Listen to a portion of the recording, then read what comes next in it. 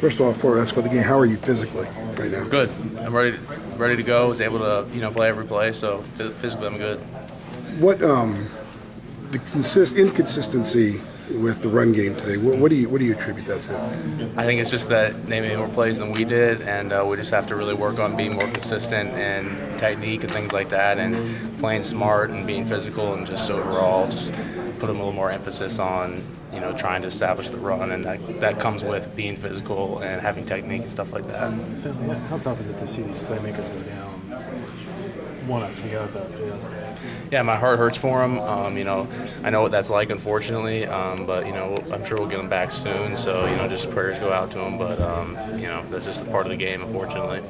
When some of these guys are seniors like you that have been around and you've been through the trenches with them and everything, what is the psyche there? I mean, I know it's next man up, but when you see a Austin Prohl go down like he did, is there a little bit of emotion there for you? There definitely is, especially a guy like that I've known, since high school. But during the game, you just got to move on to the next play, and you can't let something that happened the play before affect you on the next play. So you just got to move on, next man up. But it's definitely tough to see, and I'll talk to him later tonight. But yeah. How difficult were they to block? Because they seemed like they were in there on Chaz a lot today. Yeah, they were. They made a lot of good plays on defense. They were doing a lot of different things, not just straight up rush. So we gotta give them credit for making more plays than we did. Considering the pressure you got, what can you say about your young quarterback and how he handled it? Yeah, I think he's done a tremendous job handling it. Making reads, seeing things, escaping pressure. So it's nice to have a guy like that back there. So just got to come back next week and do better. On the pick six, he was obviously trying to do a little bit too much. Do you pull him aside on the sideline and kind of hug him up and say, "Hey, it's all right"?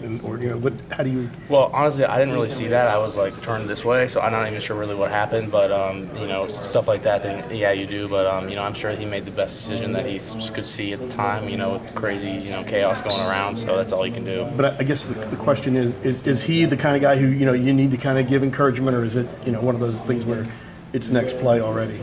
Well, we just try to move on to the next play, and he's not a guy that lets things affect him or emotions get the best of him. So he's not someone that you have to worry about having adverse effects from stuff like that. Did you play every snap? Yes. How hard was it with your hand to be able to do what you needed to do? I was able to do what I was needed to do.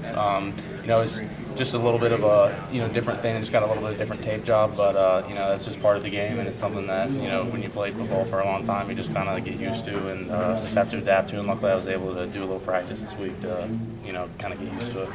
On the O-line, everybody's got to pretty much play hurt all the time, don't they? Exactly. Which is part of the game. It is. Yep. I know you were the emergency tackle last week, emergency lineman. You got in a couple PATs. Did that actually help psychologically to get in there in those PATs?